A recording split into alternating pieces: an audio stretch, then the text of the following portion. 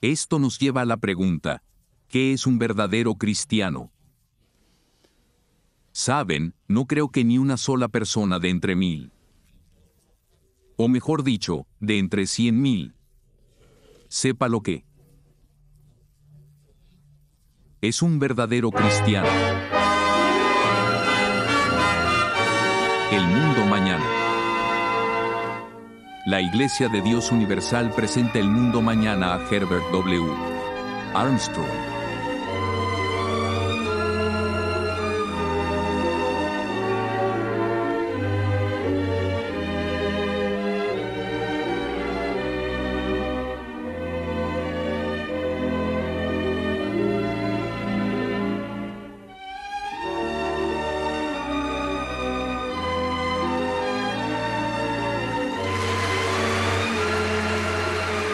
Damas y caballeros, Herbert W. Armstrong.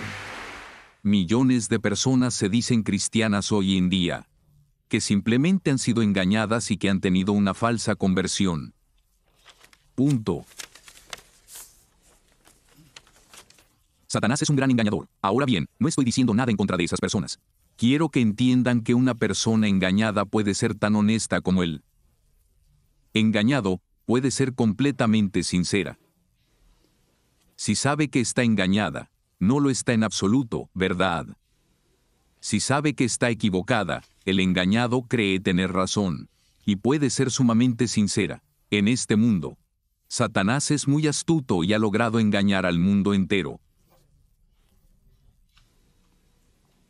Pero entonces, ¿qué es un verdadero cristiano? ¿Qué es la verdadera conversión? Es simplemente unirse a una iglesia. Hay miles y millones de miembros de iglesias que se llaman cristianas en el cristianismo tradicional que ni siquiera saben qué es una verdadera conversión. Decir simplemente, acepto a Cristo como mi Salvador, no convierte a nadie realmente. No, muchos se unen a la iglesia, muchos dicen, acepto a Cristo. Pero hay mucho más que eso. Permítanme darles la definición bíblica. Dirígete al capítulo 8 del libro de Romanos, Romanos 8, versículo 6. Porque la mentalidad carnal es muerte y conduce a la muerte. Pero la mentalidad espiritual es vida y paz. La mentalidad carnal, la mente natural con la que nacemos, no es necesariamente mala, aunque a menudo lo es, pero hay personas que consideramos buenas en el mundo, pero que aún así tienen una mentalidad carnal. Esto es enemistad, es decir, hostilidad contra Dios, porque no se sujeta a la ley de Dios, ni puede hacerlo. Una de las pruebas para las iglesias, que se autodenominan cristianas tradicionales, es que son hostiles a la ley de Dios. Hablan en su contra, no quieren saber nada de ella. Dicen que ya no existe, que Cristo vino y lo hizo todo. Bueno, no son ciertas. No diré que mienten, porque creo que no saben hacerlo mejor, pero Jesús dijo, he guardado los mandamientos de mi Padre. Y añadió, les he dado ejemplo, hagan como yo he hecho.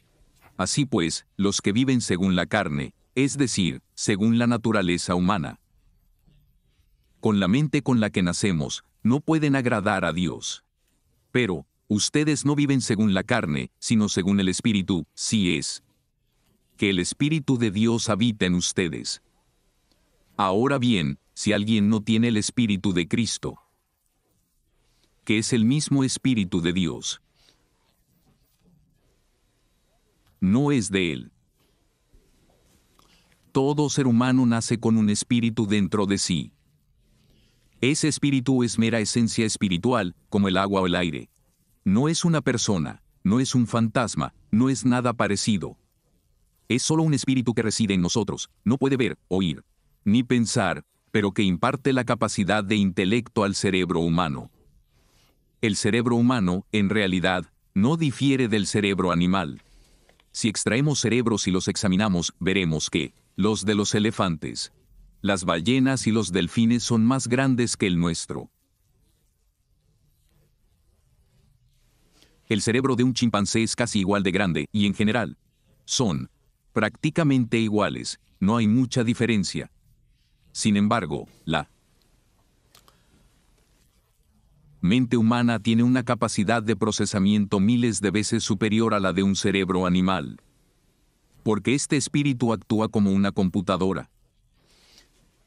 Es nuestro cerebro el que ve a través de los ojos y el que oye a través de los oídos. Lo he dicho una y otra vez y necesito repetirlo aún más.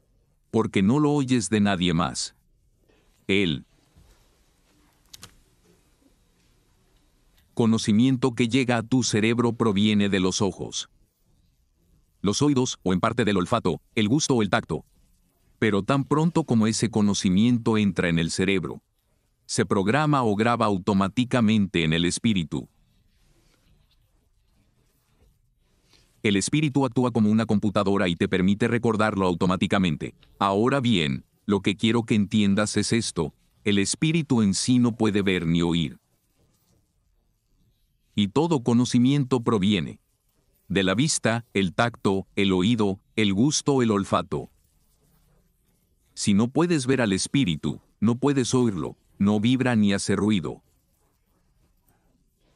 No puedes olerlo, saborearlo ni sentirlo. ¿Cómo vas a saber algo sobre él? La respuesta es que normalmente no, simplemente no. Pero ese espíritu y ese hombre traen consigo el recuerdo instantáneo de todo lo que has visto, y todo es conocimiento físico. Con eso, y solo con eso, no puedes saber nada. Pronto te mostraré lo que dice la Biblia al respecto. Las cosas de Dios que no puedes comprender. Esa es una mente carnal hostil a Dios, que no se somete a la ley de Dios, ni puede hacerlo. Como escribió Jeremías en Jeremías 17, el corazón del hombre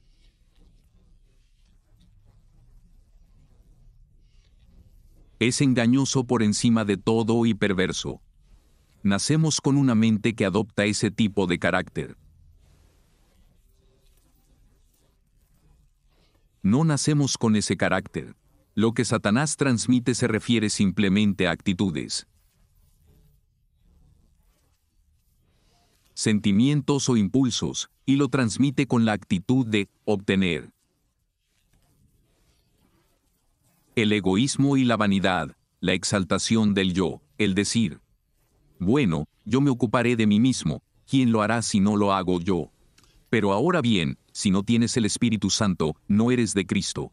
Volvamos a eso, y abordaré estos otros temas a su debido tiempo. No vives en la carne, sino en el Espíritu, si es que el Espíritu de Dios mora en ti. Ahora bien, si alguien no tiene el Espíritu de Cristo, que es el mismo Espíritu de Dios, no es suyo. No es Cristo, no es cristiano, sin el Espíritu Santo, que es otro espíritu. Adán fue creado con un espíritu, fue creado para necesitar otro. Signo de apertura de interrogación. ¿Has leído alguna vez que había dos árboles en el jardín del Edén? Uno era el árbol de la vida, pero Adán nunca tomó de ese árbol. Decidió tomar del otro. El conocimiento del bien y del mal, en lugar de escuchar a Dios y creer lo que Dios decía que era bueno y malo. Herbert W. Armstrong. Regresaré justo después de este mensaje.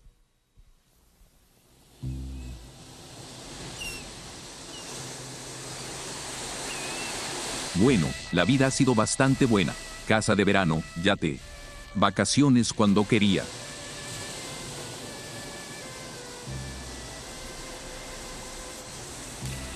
Mis hijos pequeños pasaron mucho tiempo con ellos. Lástima que nunca duraran. Sí, muchas cosas son así. Esos niños ya crecieron y Sandy y yo no nos hacemos más jóvenes. ¿Es esto todo? Puedes encontrar la respuesta a esta pregunta ancestral. ¿Por qué naciste? Para solicitar tu copia gratuita, llama directamente al 800-423-4444.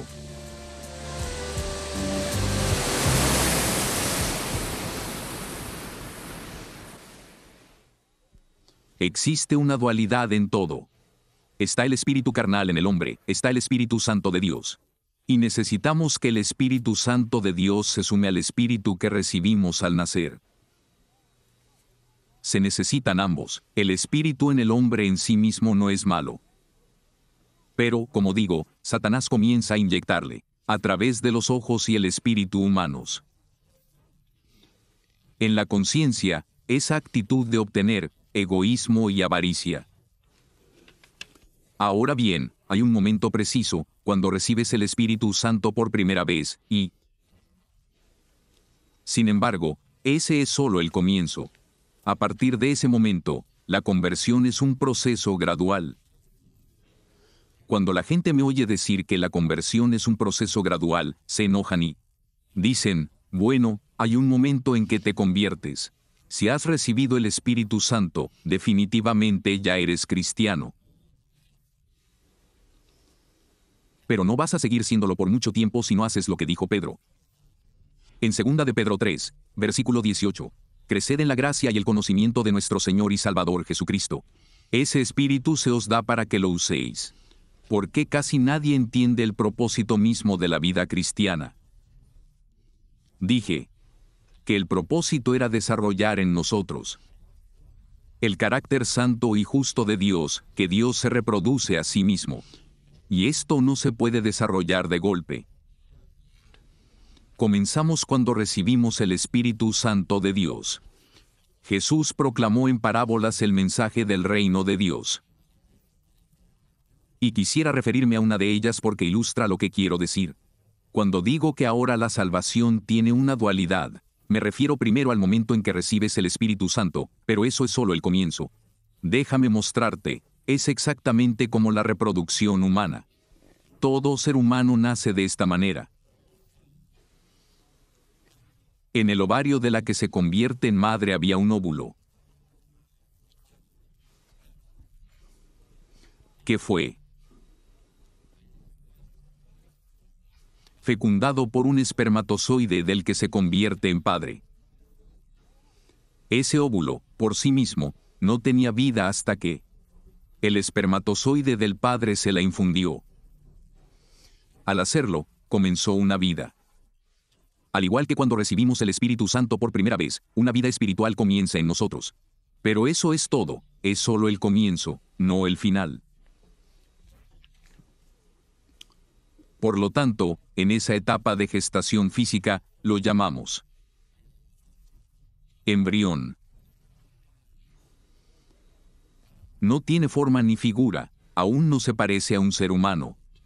Pero después de unos meses, comienza a adquirir forma humana y se empieza a formar la cabeza, el cuerpo, los brazos, las piernas, etc. A partir de ese momento, se le llama feto. Ahora bien, hay un periodo de 9 meses durante el cual debe crecer y alimentarse. Ahora bien, antes de continuar, permítanme volver a Lucas 19. Una de las parábolas de Jesús, comenzando en el versículo 11. Mientras oían estas cosas, Jesús añadió una parábola. Porque estaba cerca de Jerusalén. Y porque pensaban que el reino de Dios se manifestaría de inmediato. Creían que el reino de Dios llegaría en ese mismo instante, durante su vida. Llegará en nuestra vida ahora. Porque todas las señales del mundo están presentes. Y dijo, pues, que cierto noble, que lo representaba, fue a un país lejano a recibir un reino. En otras palabras, ese país lejano era Cristo ascendiendo al cielo, al trono de Dios. Llamó a 10 siervos y les entregó 10 libras. 1 libra a cada uno, y les dijo, administren esto hasta que yo vuelva. Y sucedió que, cuando regresó, había ascendido al cielo. Su regreso simboliza la segunda venida de Cristo, habiendo recibido el reino que recibirá cuando vuelva. Entonces mandó que llamaran a los siervos a quienes les había dado el dinero. Les dio 1 libra a cada uno. La libra era la unidad monetaria y lo que representaba era una unidad del Espíritu Santo de Dios que les dio. Cristo tenía el Espíritu Santo.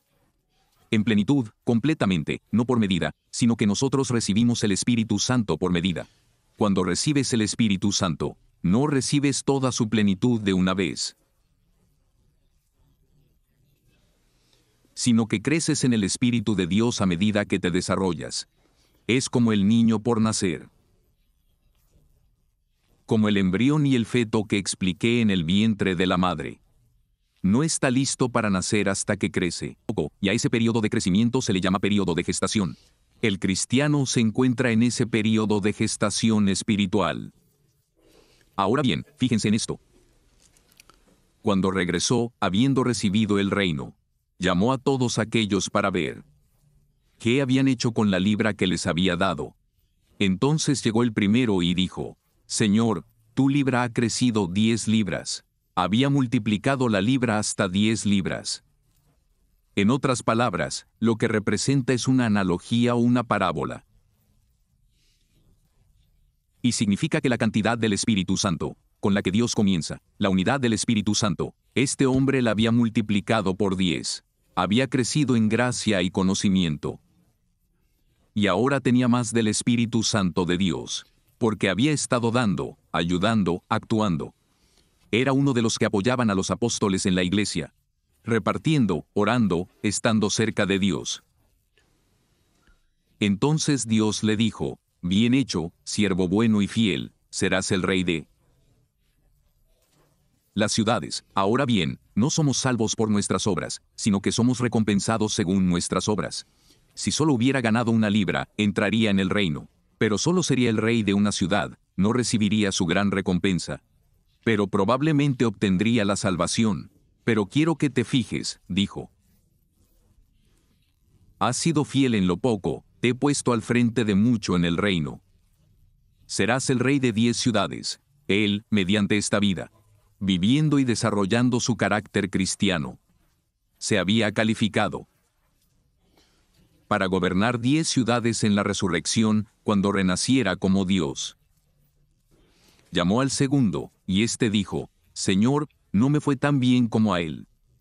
Pero he ganado 5 libras. Y multiplicó por 5 lo que tenía. Eso es crecer. Pero no tanto. Entonces el Señor le preguntó: ¿Gobernarás sobre estas ciudades? Finalmente, llamó al tercero, y éste dijo: Señor, no gané nada. Pensé que al recibir el Espíritu Santo ya estaba salvado, y eso es todo. No crecí espiritualmente, no me desarrollé espiritualmente, no desarrollé mi carácter ni nada. Y el Señor le dijo: Quítale la libra que tiene y dásela al que tiene las 10. Esta es la parábola que explica cómo debemos crecer en la vida cristiana. Herbert W. Armstrong regresará inmediatamente después de este mensaje. De dólares a moneda extranjera. De yardas a metros, de hielo a agua. No hay nada extraño en el proceso de conversión. Lo usamos a diario, pues una forma se adapta a otra.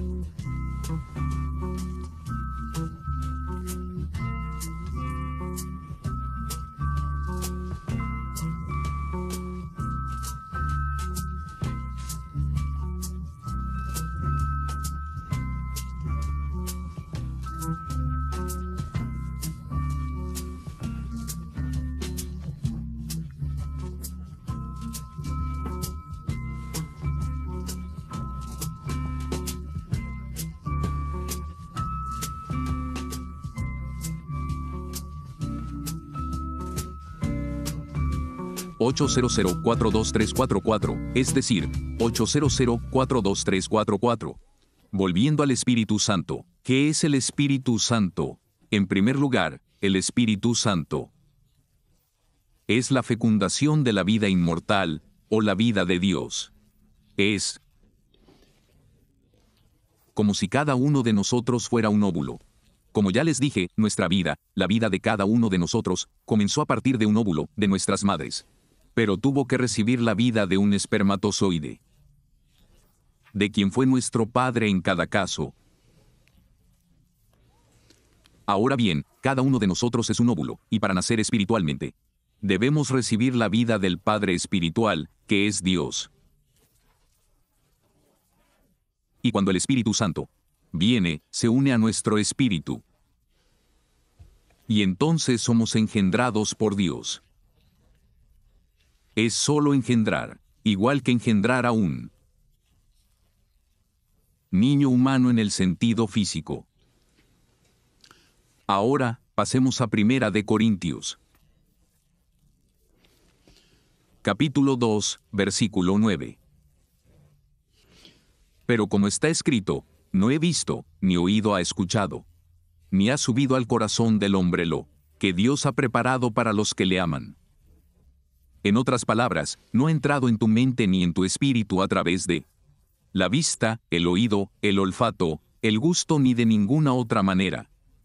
Lo que Dios ha preparado, porque son cosas espirituales.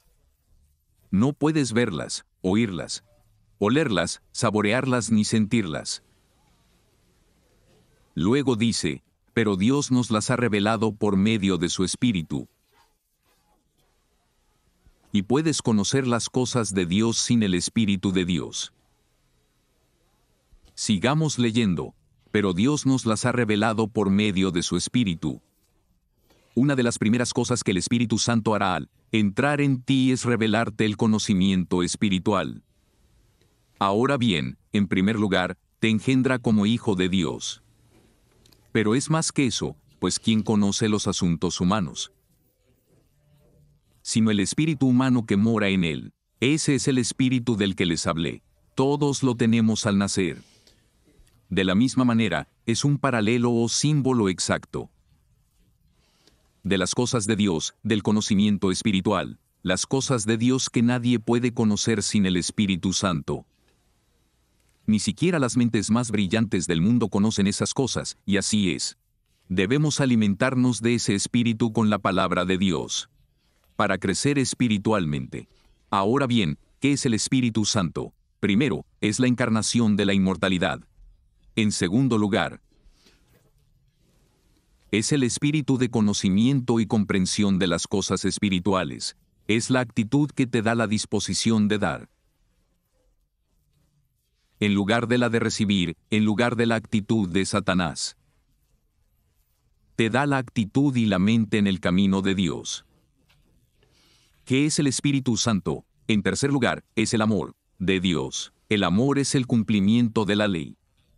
Pero en Romanos 5, versículo 5, creo que lo notarán. El amor de Dios es derramado en nuestros corazones por el Espíritu Santo, que nos es dado. El amor de Dios nos es impartido a través del Espíritu Santo. Ahora bien, no tienes el tipo de amor que se requiere para amar verdaderamente a Dios. Pero Dios te llena de su amor a través del Espíritu Santo. Y dejas que parte de ese amor regrese a Dios en amor hacia Él. Y dejas que parte se dirija al prójimo en amor y preocupación por Él y su bienestar. La cuarta manifestación del Espíritu Santo es la fe en Cristo.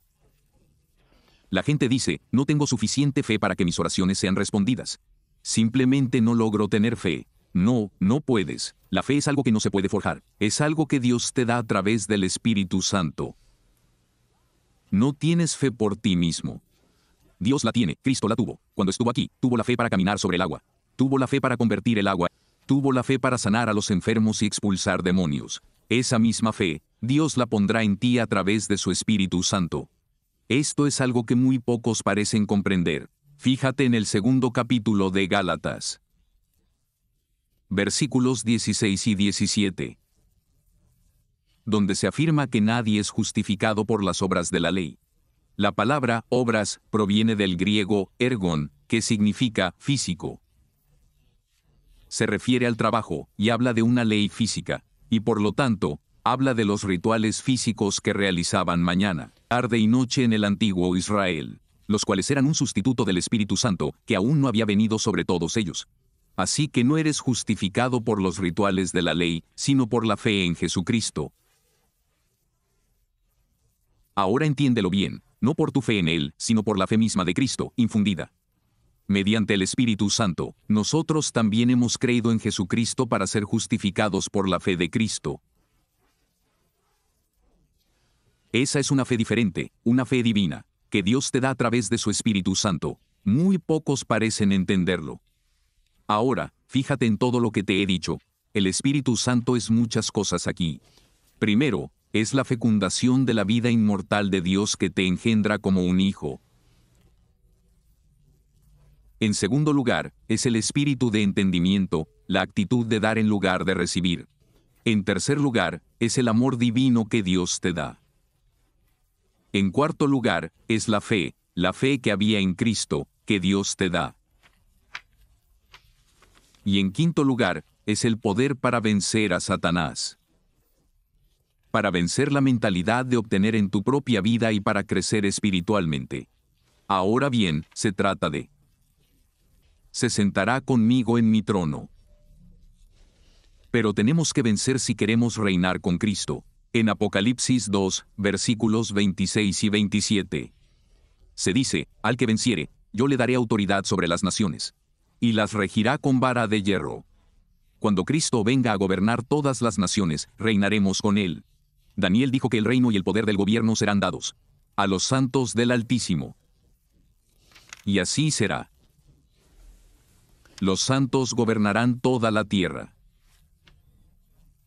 Como se lee en el capítulo 5 del Apocalipsis, versículo 10.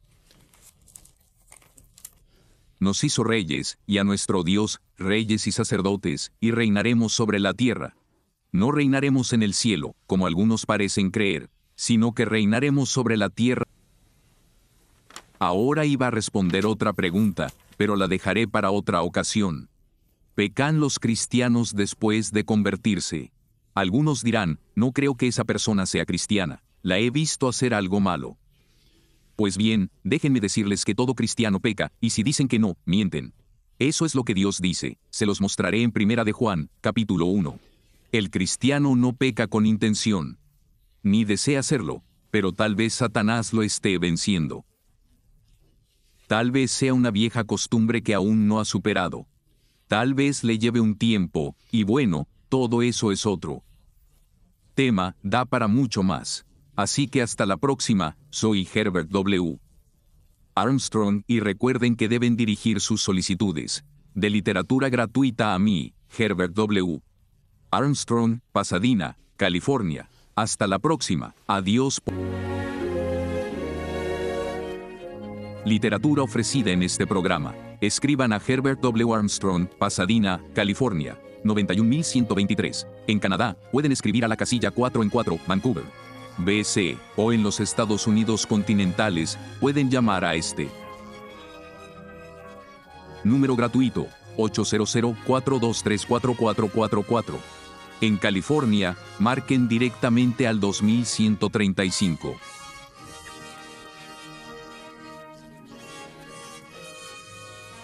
El programa anterior y toda la literatura fueron producidos por la Iglesia de Dios Universal.